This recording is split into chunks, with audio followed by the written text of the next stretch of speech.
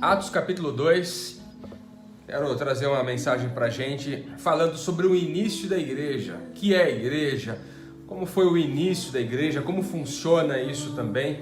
A gente vai percorrer aqui o capítulo 2 de Atos para entender quem é que fundou a igreja, afinal de contas, né? E como é que começa essa questão da igreja?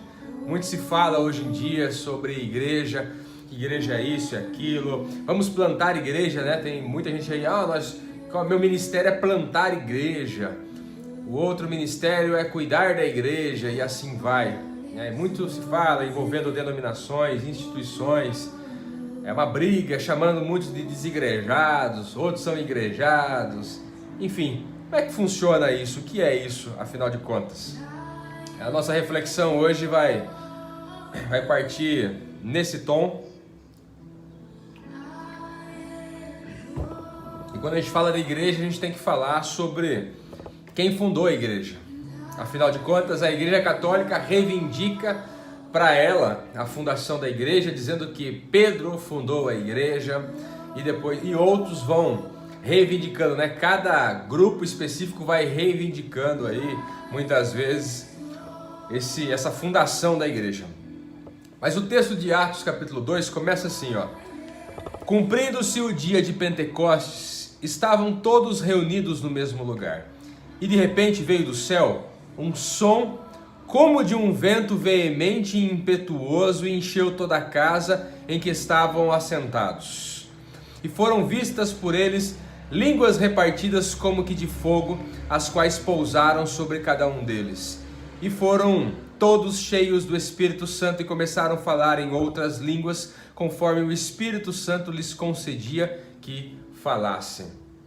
Bom, todos conhecem esse texto aqui, e o que a gente precisa entender nesse texto é o seguinte, nesse início aqui, é que primeiro eles estavam reunidos, porque como nós conversamos na semana passada, tá ouvindo, minha irmã?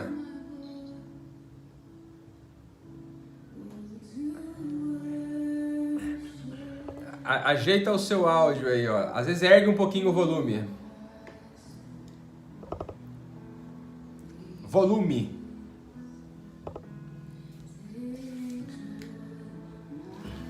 Bom, a irmã vai ajeitando ali. Enquanto isso, a gente está ao vivo aqui. Ao vivo é assim mesmo, cada um vai se ajeitando.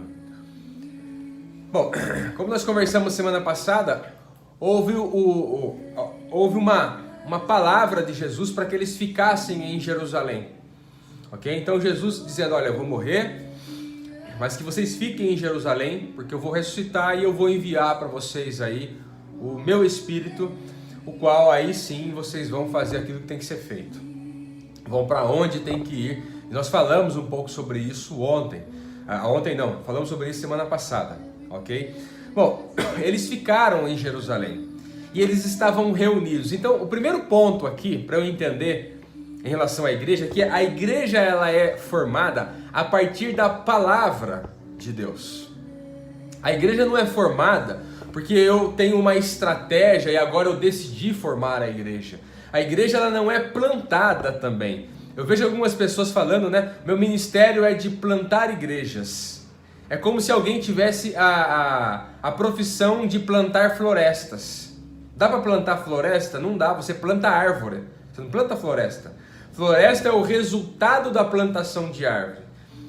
Igreja é o resultado de pessoas começarem a seguir a Cristo. Quando pessoas começam a seguir a Cristo, pessoas começam a ser discípulas de Cristo, então a igreja aí começa a ser formada, ok? Então igreja é o resultado disso. Igreja ela não nasce assim, ó, abri um salão, fiz um CNPJ, comecei a fazer um culto, pronto, nasceu a igreja. Não é assim que nasce a igreja. A igreja nasce dessa palavra que o Senhor deu aqui, olha. Qual é a palavra que Ele deu? Eles estavam, fiquem no mesmo lugar e se reúnam ali e aguarde. Ok, então cumprindo-se o dia de Pentecoste, todos estavam reunidos no mesmo lugar. Ok? Todos estavam reunidos no mesmo lugar. Tá ouvindo, querida? Ah, ok. Que legal. Tá legal, então. Vamos lá. A gente tá dando uma... A gente tá com uma reflexão aqui agora sobre a igreja. O que é a igreja? Como começa a igreja em Atos capítulo 2. Se você tiver com a sua Bíblia aí, Atos capítulo 2. Bom, então a igreja ela nasce primeiro da palavra de Deus. Deus disse para eles fazerem isso, ficarem ali e aguardarem, ok? Então, nasce dessa forma e pessoas começam a seguir a Cristo, então a igreja ela é formada. Ninguém planta a igreja, mas a igreja ela é resultado, ela é consequência de pessoas conhecerem a Cristo, começarem a seguir a Cristo, então ali nasce a igreja. E é interessante que um ponto fundamental aqui para que a igreja ela comece a ser formada é que o Espírito Santo em Atos, ele foi derramado sobre eles. Quem é que é o fundador da igreja aqui? Nesse texto aqui foi o Espírito Santo. Porque é o Espírito Santo que vem sobre a vida daquelas pessoas que estavam reunidas. Então há uma importância em se reunir. Eu até brinco às vezes, né? Sou um pouco irônico lá no canal Jogados para Fora, porque tem muita gente, muitos religiosos que pensam que eu sou contra a gente se reunir. Claro que não. Não existe igreja sem que os santos ou os discípulos de Jesus se reúnam. Mas a questão é que o Espírito Santo é que proporciona isso. Não é um CNPJ que proporciona isso. É o Espírito Santo. E aí entra mais uma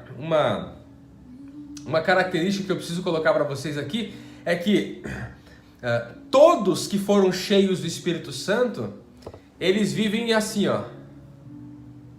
Todos que foram cheios do Espírito Santo vivem assim.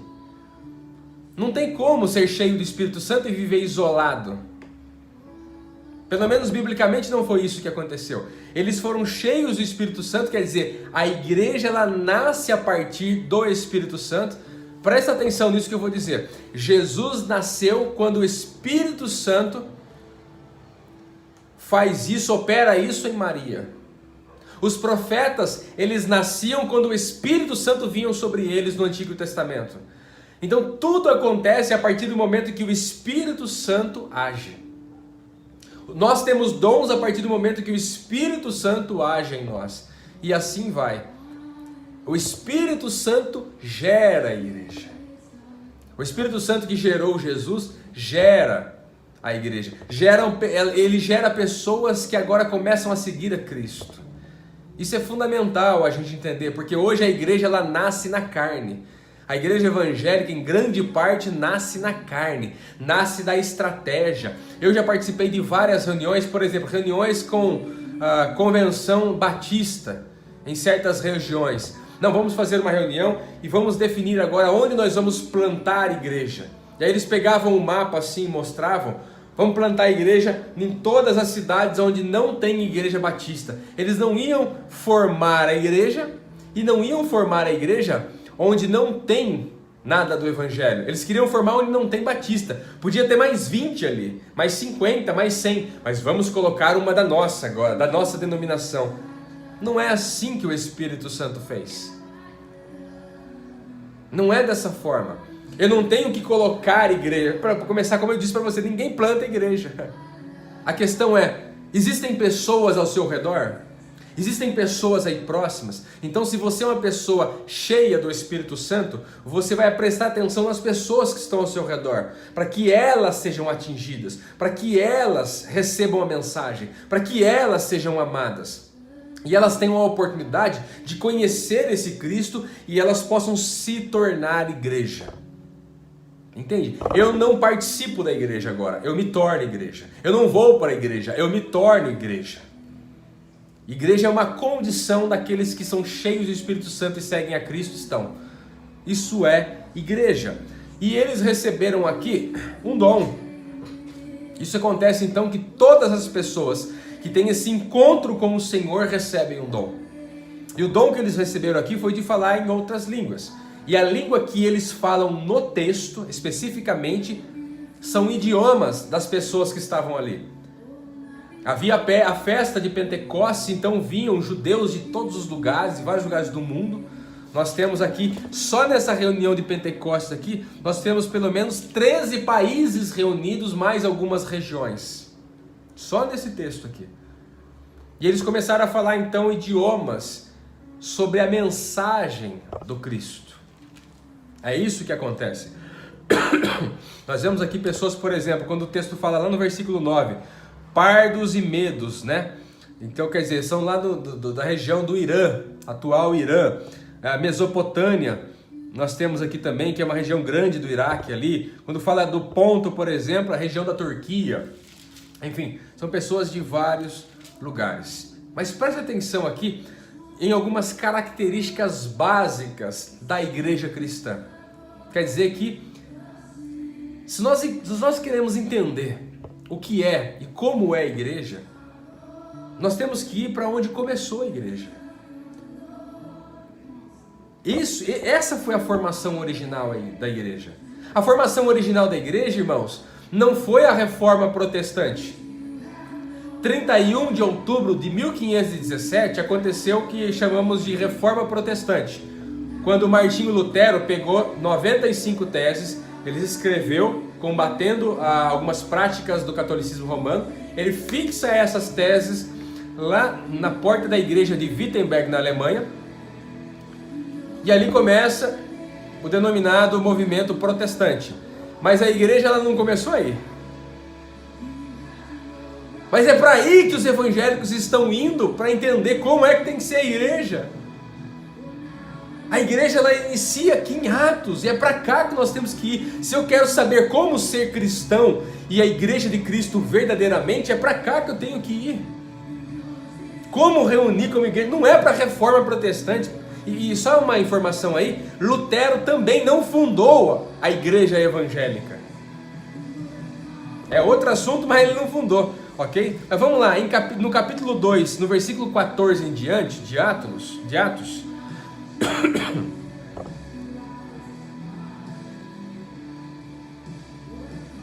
eles estavam ali surpresos, pensando que os caras estavam bêbados, etc e tal. Né? Eles estão bêbados, falando um monte de idiomas agora, porque eu entendo no meu idioma, mas eu entendo o outro, etc. E tudo. O que será que eles estão bêbados? O que será que está acontecendo com eles? Aí Pedro, no capítulo 2, no versículo 14 em diante, ele se levanta e começa a pregar. Pedro, porém, pondo-se em pé com os 11, levantou a voz e disse-lhes: varões judeus e todos que habitam em Jerusalém, seja-vos isto notório, escutai as minhas palavras. Esses homens não estão embriagados como vocês pensam, na terceira hora do dia, mas isto é o que foi dito pelo profeta Joel, e etc. E ele começa a pregar sobre aquilo que o profeta Joel tinha profetizado na época. Preste atenção no seguinte: lembra de Pedro? Pouquinho antes de Jesus morrer, o que Pedro fez? Ele negou a Cristo. Mas há uma diferença. Depois Pedro tem um encontro com Jesus que ressuscitou. Lá em João capítulo 21, quando Jesus pergunta: Pedro, tu me amas? Tu me amas, Pedro? Tu me amas, Pedro? 3 vezes Jesus pergunta para ele. E Pedro responde. Mas olha só que interessante.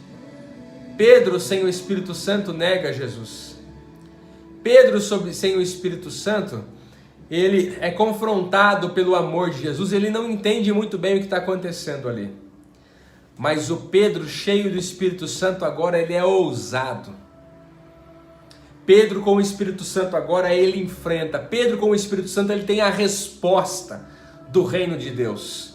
Pedro com o Espírito Santo agora, ele vai exatamente e confronta todas aquelas milhares de pessoas que estão ali para ensiná-los em relação à palavra de Deus. Então, uma característica fundamental da igreja é que a igreja ela nasce do Espírito Santo e por isso ela é ousada. Significa que ela toma o primeiro passo, dá a primeira atitude, ela tem iniciativa. Pedro teve iniciativa, teve ousadia, deu o primeiro passo aqui. Sabe por que isso é importante? Porque as pessoas hoje, elas querem ser igreja de Cristo, mas elas não querem ter iniciativa. As pessoas hoje, elas querem ser cristãs, mas elas não querem dar o primeiro passo.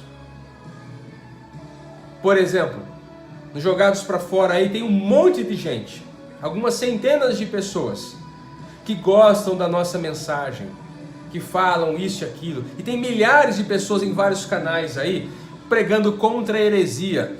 Mas pregar contra a heresia não significa amar o evangelho verdadeiro. Quando a gente chama para uma reunião como essa, quando a gente chama para um compromisso, de um abençoar o outro, um orar pelo outro, um caminhar pelo outro, quantos querem isso? Quantos realmente estão dispostos a seguir de maneira séria o evangelho? Quantos realmente querem? Aí são poucos. 3, 4, 5, 10, de centenas de pessoas, para não dizer de milhares. As pessoas querem continuar no auditório assistindo o que está acontecendo por aí. E muitos estão chamando isso de evangelho. Não, porque é heresia o que estão falando, é mentira o que estão dizendo, estão distorcendo a palavra. Templo não é igreja. Tá bom, nós não estamos no templo, e cadê as pessoas? Onde estão as pessoas?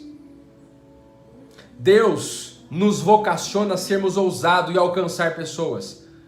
O que eu tenho? Eu não tenho um templo, eu não tenho um CNPJ, eu não tenho um estatuto, eu não tenho uma instituição e não tenho fama, dinheiro, nada disso. Ah, tudo bem, mas o que você tem? Você tem o Espírito de Deus, você tem a Palavra de Deus e tem pessoas aí próximo que não conhecem isso. Essas pessoas precisam ser ensinadas.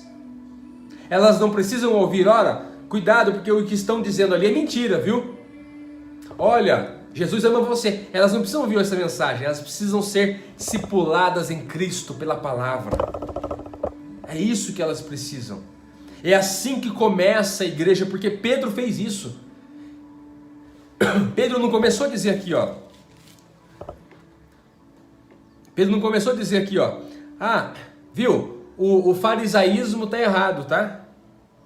Não foi isso que Pedro começou a dizer. Mas é isso que estão dizendo por aí. Você entra num canal na internet e você ouve o quê? Olha, a Universal está errada, viu? Olha, a Adventista do Sétimo Dia está errado, viu? Tá bom, eu sei que eles estão errados, mas o que é certo? Você entende que a mensagem de Pedro aqui ela começa, ó. Mas isto é o que foi dito pelo profeta Joel. Nos últimos dias acontecerá, diz Deus, que do meu espírito derramarei sobre toda a carne, e os vossos filhos e vossas filhas profetizarão, e os vossos jovens terão visões, e os vossos velhos sonharão sonhos. Pedro prega a palavra porque ele conhecia a palavra. Outra característica da igreja é que a igreja cristã, a igreja de Cristo, conhece a palavra. O pessoal hoje parece que sabe o que é errado, mas não sabe o que é certo. Sabe quais são as mensagens erradas, mas não sabe quais são as mensagens corretas. Sabe muito bem falar que não tem que guardar o sábado, mas afinal de contas eu tenho que guardar o que então? Você entende que a igreja de Cristo, ela tem a iniciativa de levar a palavra. E eu ouço algumas pessoas dizerem que Pedro era indouto, né? Indouto significa que ele não tinha muito conhecimento, ele é meio ignorante. Mas se você analisar a mensagem que ele prega aqui em Atos capítulo 2, Pedro faz uma análise sobre o profeta Joel, Davi e Cristo. Para quem é indouto, né? Para quem era uma pessoa que não tinha muito conhecimento, ele fazia uma pregação unindo esses três personagens da história bíblica. Foi maravilhosa. Oi?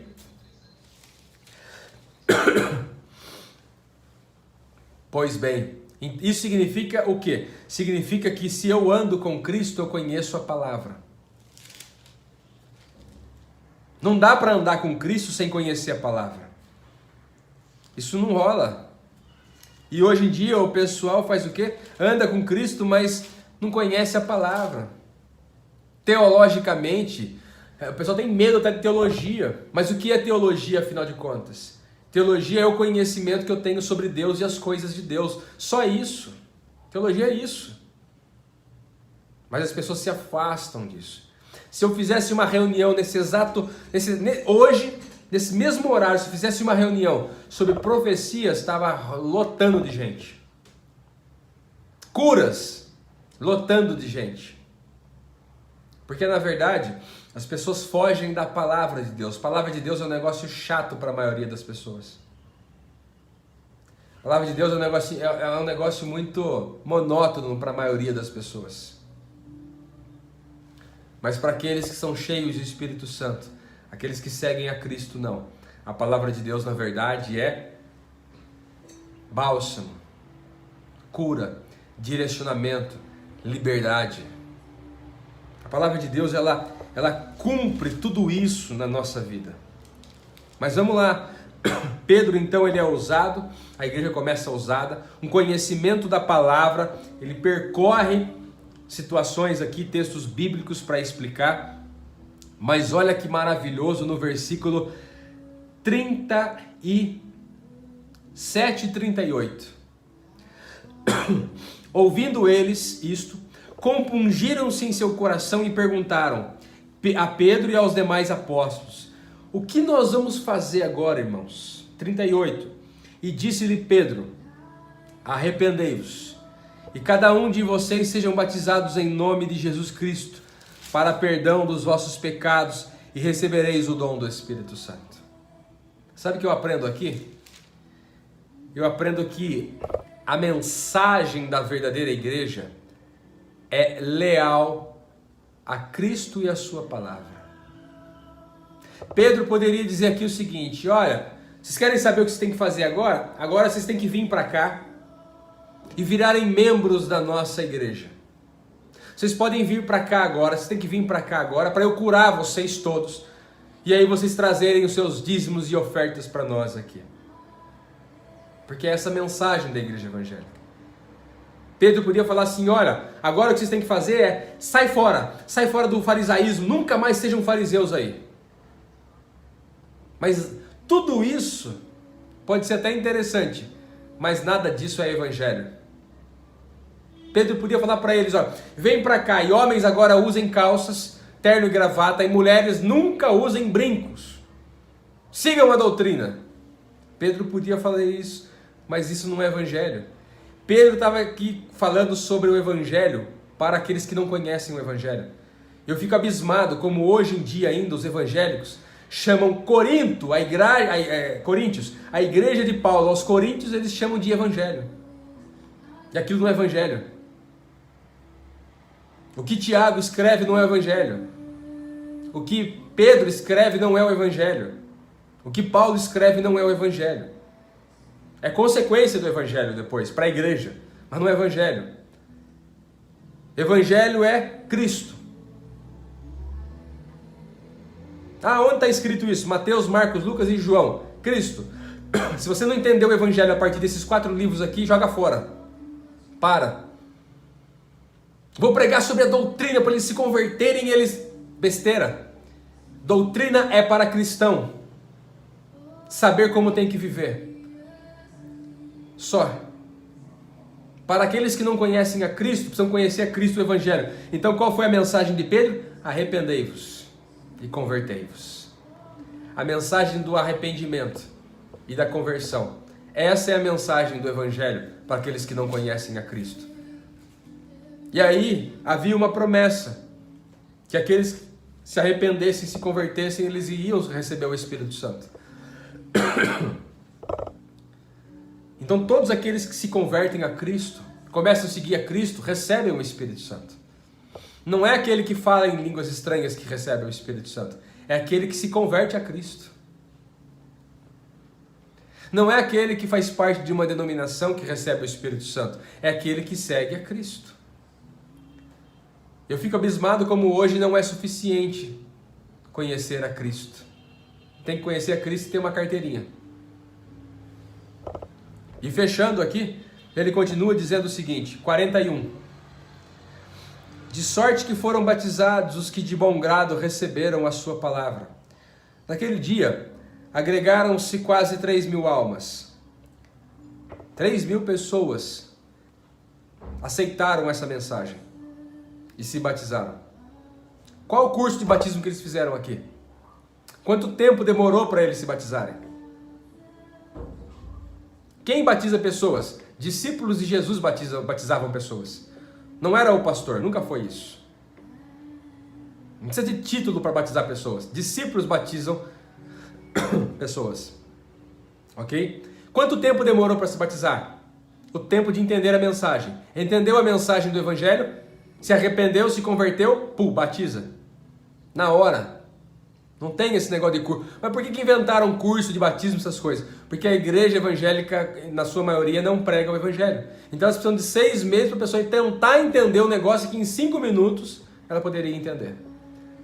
E na verdade o curso de batismo é para formar um membro daquela instituição.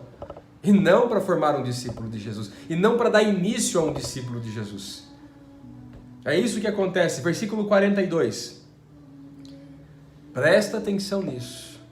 E perseveravam na doutrina dos apóstolos, na comunhão e no partir do pão e nas orações. Perseveravam. Nós estamos hoje na nossa segunda reunião. Eu disse para vocês que nós não iríamos abrir isso para muita gente agora no início. Abrimos para poucas pessoas. Mas a questão é, nós temos perseverança? Perseverança é você continuar. Sabe uma coisa que religioso não tem? É perseverança. Porque religioso busca resposta rápido, fácil e que lhe agrade. Mas você quer chegar nos finais com o Senhor? Então você precisa de perseverança, eu preciso de perseverança. E eles perseveravam na doutrina. A partir do momento que eu conheço a Cristo, agora sim eu vou conhecer a doutrina de Cristo. Eles não perseveravam na palavra dos homens, mas é na doutrina. Doutrina significa ensino, ok? Doutrina cristã é o ensino cristão, é o ensino de Cristo. E é nisso que eles perseveravam. Eles não perseveravam numa estratégia específica. Não. Eles perseveravam na palavra desse Cristo. E perseveravam na doutrina dos apóstolos e na comunhão. Comunhão é o quê? Comum união. O que nós temos em comum, irmãos? Cristo. Então aqui a nossa comunhão é por quê? Porque nós estamos unidos naquilo que temos em comum, que é Cristo. Isso é comunhão. Você pode não gostar do meu jeito de falar e eu não gostar do seu jeito, mas não é isso que nos une. O que nos une é Cristo. Não é estratégia que nos une, é Cristo. Porque eu não tenho essa visão, ou tenho a outra visão, né? É um negócio de visão, visão aqui, visão ali, é causa divisão, né? Cada um com uma igreja diferente. Cristo não é fundamental, Cristo não é essencial, suficiente para nos unir. Precisa de Cristo e mais estratégia, mais o ponto de vista desse, daquele.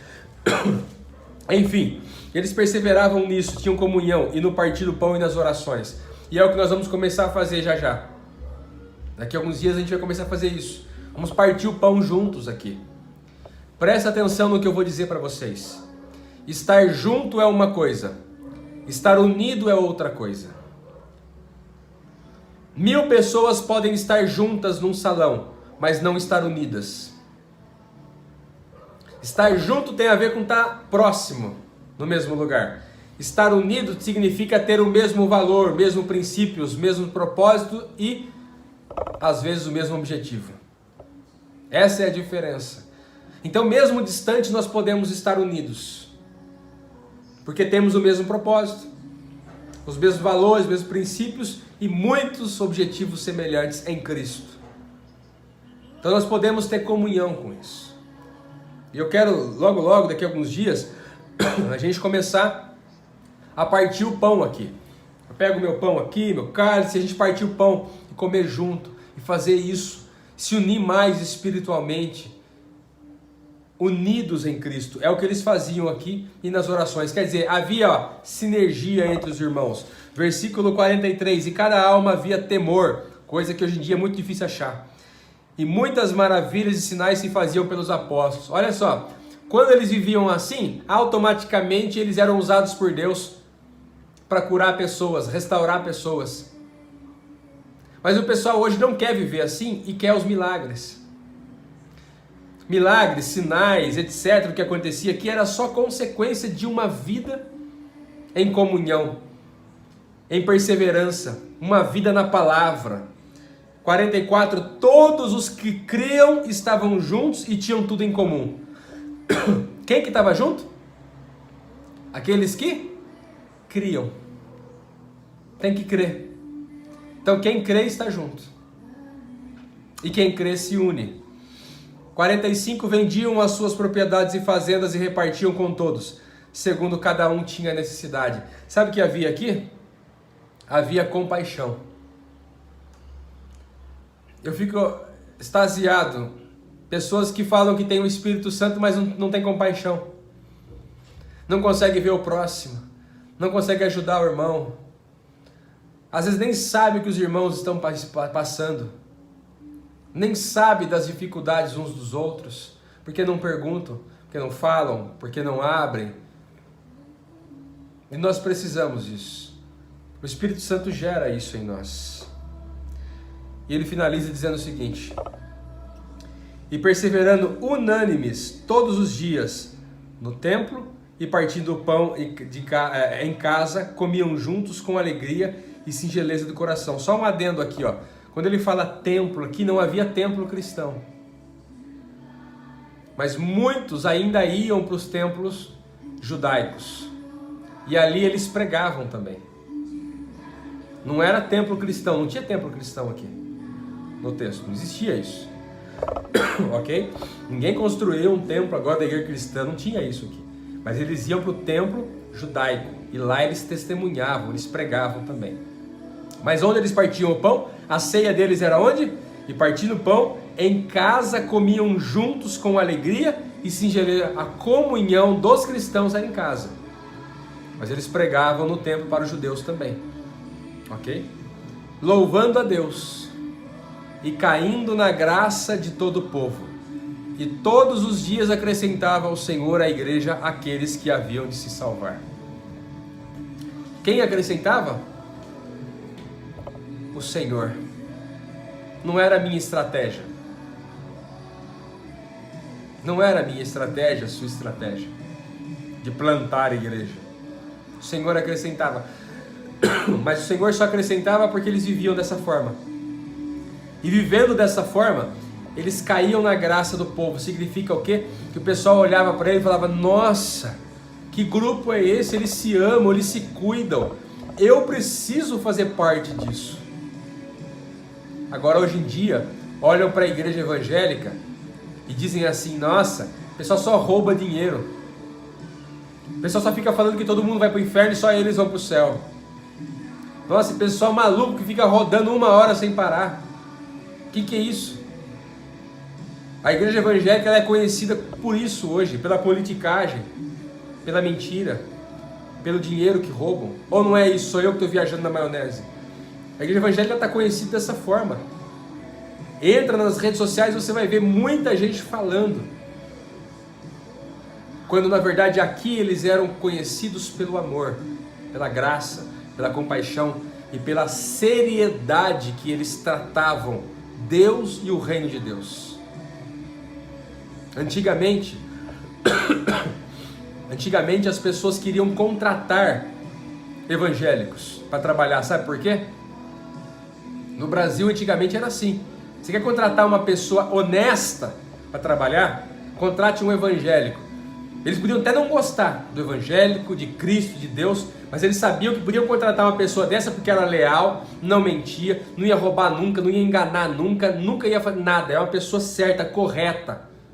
Hoje em dia, eu particularmente evito fazer qualquer negócio com o evangélico. Porque o evangélico aí, além dele roubar, dele mentir, dele enganar, ainda ele fala e coloca Deus ainda. Infelizmente, eu já fui roubado por um monte de igrejas, por exemplo. Eu já fui roubado por Assembleia de Deus, por Batista, por Presbiteriana, por várias outras denominações menores aí também. Várias. Hoje, só de igrejas evangélicas que devem para mim dá uns 300 mil reais. Só de igrejas evangélicas que devem para mim. De material que pegou meu e não pagou. De cursos que eu fiz lá e eles iam pagar e não pagaram. Ok? E não era para mim, era para a obra missionária, porque eles davam uma contribuição. E tem coisas que era material mesmo. Eu paguei com o meu dinheiro, imprimi, levei para eles pegaram e não pagaram. Dinheiro no nome de missões que se pega. Enfim, a igreja institucional, ela é conhecida dessa forma hoje em dia. Não sou eu que estou dizendo, é fato. A quantidade de memes que tem por aí. Agora, a igreja cristã não é assim. A igreja cristã, ela nasce do Espírito de Deus. E ela nasce ousada. Ela adquire conhecimento da palavra. A igreja cristã, ela tem sinais. Ela tem compaixão. Ela atrai as pessoas pela mensagem do Evangelho. Ela é leal à mensagem do Evangelho, às pessoas aí fora. Ela é perseverante e ela tem doutrina, que é o ensino bíblico. Ela tem isso. E a igreja cristã verdadeira, ela entende que quem acrescenta é o Senhor. Não é a sua estratégia carnal. Quem vai pela carne, permanece pela carne. Quem vai pela música, permanece pela música. Por que eu não fico fazendo nada para atrair as pessoas para o nosso grupo aqui, para a nossa comunidade? Porque se elas vierem por isso, elas vão ficar por isso. Se eu fizer muitos malabarismos na internet, chamar, a gente enche isso aqui com milhares de pessoas. Só que se elas vierem por isso, elas vão ficar por isso. Aí eu vou ter que sempre ficar fazendo isso. Quem vai pela música, fica pela música. Quem vai pelo dinheiro, fica pelo dinheiro. Quem vai pela cura, fica pela cura. Agora quem vai pelo Senhor, fica pelo Senhor. Quem vai pelo arrependimento, fica pelo Senhor. E essas pessoas formam a igreja de Cristo.